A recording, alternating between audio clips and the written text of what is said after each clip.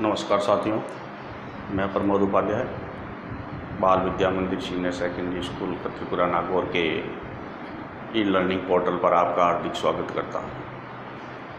पिछले वीडियो में मैंने आपको कक्षा 12 में विषय हिंदी के अंतर्गत अध्याय 1 संतवाणी तुलसीदास का कुछ दुए बताए थे। मैंने 3 दुए बताए थे। आज हम 4 दुए हैं तुलसीदास जी के, उसके बारे में आज के वीडियो में चर्चा करेंगे।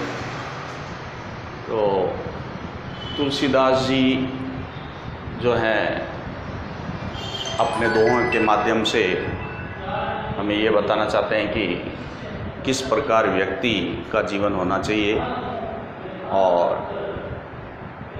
अलग अलग दोहों से हमें अलग अलग कुछ शिक्षाएं दी जा रही है इसके अंदर, तो उनको अपने जीवन में उतारना चाहिए। तो सबसे पहला दोहा लेते हैं अपन। इसमें तुलसीदास जी ने क्या लिखा है? राम कृपा तुलसी सुलभ गंग सुसंग समान। तुलसीदास जी कहते हैं कि राम कृपा यानी राम श्री प्रभु राम की कृपा से गंग सुसंग समान यानी गंग यानी गंगा के समान जो सुसंगति है आसानी से मिल जाती है। गंगा के समान सुसंगति आसानी से मिल जाती है। जो जल परे जो जन मिले कीजे आप समान। जो जल परे जो जन मिले कीजे आप समान। तो इसमें तुलसीदास जी कहते हैं कि व्यक्ति को जो सुसंगति है उसको महत्व देना चाहिए, और प्रभु भक्ति को भी महत्व देना चाहिए। तो राम कृपा तुलसी सुलभ गंग सुसंग समान। जो जल परे जो जन मिले कीजिए आप समान। इसमें इस दोहे के माध्यम से तुलसीदास जी ये बताना चाहते हैं कि प्रभु राम की कृपा से गंगा के समान सुसंगति आसानी से मिल जाती है। जिस प्रकार गंगा जो है उसमें अगर अन्य नदियों का जल मिल जाता है, गंगा नदी में अन्य जो जल है वो मिल जाता है, तो गंगा अपने समान ही उनको भी पवित्र कर देती है। यानी वो भी जल, अन्य जल भी वो पवित्र हो जाता है, क्योंकि वो गंगा नदी क्या है? एक पवित्र नदी है जिसमें गंगा जल कहा जाता है। तो गंगा में जो भी अन्य जल मिलता है वो भी पवित्र बन जाता है। तो उसी प्रकार वह अपने समान उसको पवित्र बना देती है अन्य जल को। यानी गंगा नदी में दूसरी नदियों जो सहायक नदियाँ होती हैं वो मिल जाती हैं, तो वो भी गंगा नदी में मिल जाती हैं। तो गंगा नदी का जो जल है वो पवित्र माना जाता है।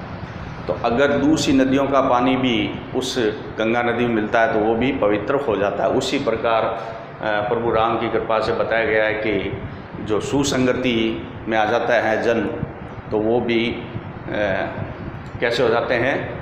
सुसंगी हो जाते हैं और अच्छे गुण वाले हो जाते हैं। ठीक है, तो इस दोहे में ये बताया गया है। दूसरे दोहे में बताया गया है कि संसार में अलग अलग प्रकार के लोग रहते हैं और सभी का व्यवहार अलग अलग होता है, लेकिन सबको हिल मिलकर रहना चाहिए। ये तुलसीदास जी ने इस दोहे के माध्यम से बताया है कि तुलसीदास या संसार में भांति भांति के लोग। तुलसीदास जी कह रहे हैं कि इस संसार में अलग अलग प्रकार के लोग रहते हैं, अलग अलग व्यवहार के होते हैं। सब सु हिलमिल चलिए नदी नाव से हो। जिस प्रकार नदी और नाव का संयोग होता है, जब नदी में जल भर जाता है तो नावें चलने लग जाती हैं, उसी प्रकार से व्यक्ति भी आपस में कभी कभी मिला करते हैं। तो वो मिलन भी व्यवहारिक होना चाहिए और सबको जीवन के अंदर हिल मिल कर रहना चाहिए। अपने हिल मिल कर यानी साथ में रहकर अपने जीवन को काटना चाहिए, और हिल मिल कर रहने से ही किसी भी प्रकार की कोई भी परिस्थितियाँ होती है वो उसका निवारण किया जा सकता है। तो इस प्रकार से ये तुलसीदास जी ने इस दोहे के माध्यम से बताया है कि इस संसार के अंदर भांति भांति के लोग रहते हैं, सबका व्यवहार अलग होता है, लेकिन सबको साथ में रहकर और सबके साथ व्यवहार बनाकर रहना चाहिए, ताकि कोई भी विषम परिस्थितियां भी आ जाए तो उसका निवारण भी किया जा सकता है। जिस प्रकार नदी और नाव का संयोग होता है, उसी प्रकार व्यक्ति का भी व्यवहार होना चाहिए। ठीक है, यह दूसरे दोहे में बताया गया है। अब तीसरा दोहे में क्या बताया है कि दूसरे दोहे में बताया है कि व्यक्ति के गुणों को जब महत्व नहीं दिया जाता है, कोई व्यक्ति होता है उसके गुणों को कोई महत्व नहीं दिया जाता है जिस समय, उस समय उस सज्जन व्यक्ति को चुप रहना ही बेहतर होता है। ये इस दोहे के अंदर बताया गया है। क्या कह रहे हैं तुलसीदास जी? तुलसी पावस के समय धरी कोकिलन मौन। तुलसीदास जी कह रहे हैं पावस के समय, पावस यानी बरसात, पावस यानी क्या होता है? बरसात। जब बरसात शुरू हो जाती है तब धरी कोकिलन मौन, कोकिलन यानी कोयल, कोयल क्या करती है? मौन धारण कर लेती है। धरी, धरी यानी मौन धारण कर लेती है। मौन यानी चुप, चुप हो जाती है। जब बरसात का समय आता है तो कोयल चुप हो जाती है। क्यों चुप हो जाती है? अब तो दादुर बोले हैं, हमें पूछे ही कौन। क्योंकि बरसात का जब समय आता है, तुलसीदास जी कहते हैं कि जब बरसात का समय आता है तो कोकिल जो कोयल जो होती है वो मौन क्यों हो जाती है? क्योंकि उस समय जो दादुर, दादुर यानी मेंढक जो होते हैं, उनके बोलने का समय होता है। जब उनके बोलने का जब समय होता है तो कोयल जो है मौन हो जाती है। उस कोयल को, कोयल की वाणी को कौन सुनेगा, यानी उसको कौन पूछेगा? तो इस प्रकार से तुलसीदास जी ने इस दोहे के माध्यम से ही बताया गया है कि जब दुर्जन व्यक्तियों का समय आता है तो सज्जन व्यक्ति को नहीं पूछा जाता है।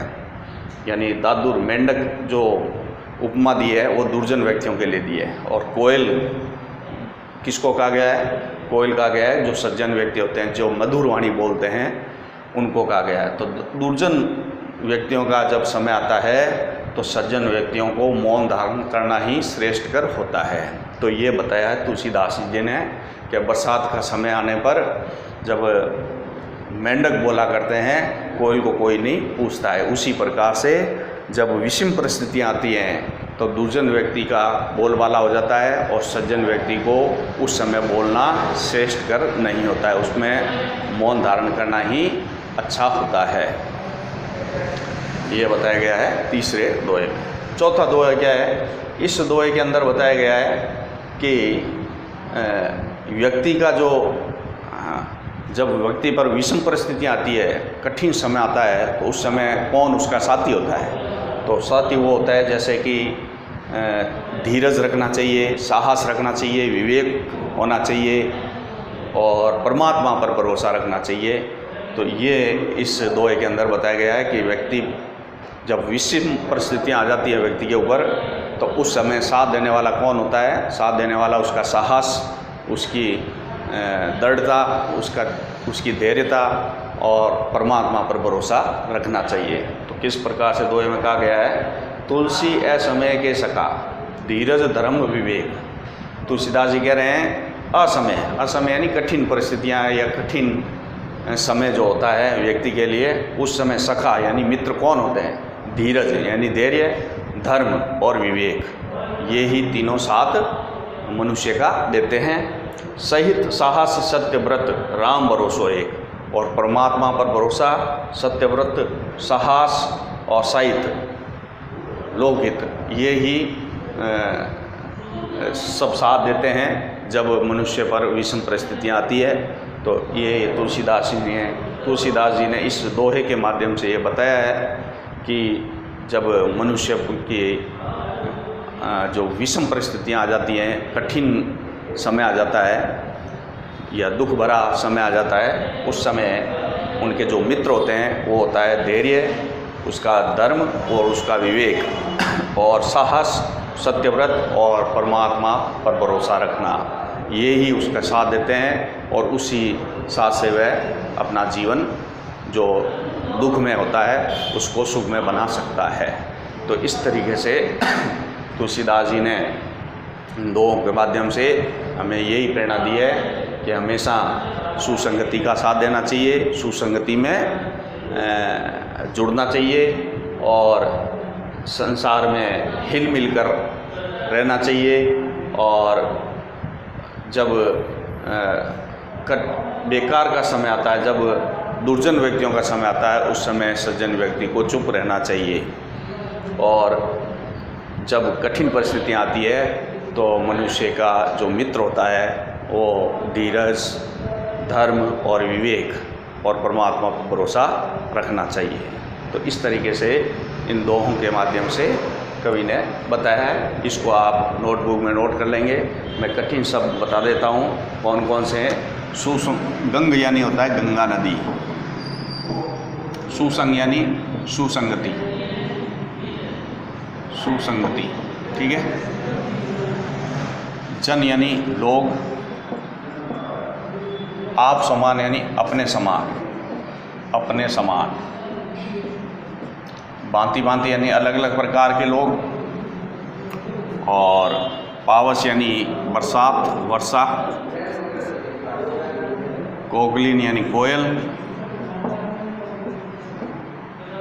मौन यानी चुप रहना, दादुर यानी मेंढक, और असमय यानी कठिन समय, विषम परिस्थितियाँ जिसको कहते हैं, धीरज यानी धैर्य,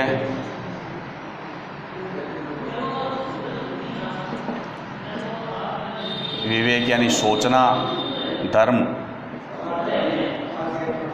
तो इस तरीके से ये आपको दोहे हैं वो समझ में आ गए होंगे। इनकी सह प्रसंग व्याख्या आपको नोटबुक में करनी है।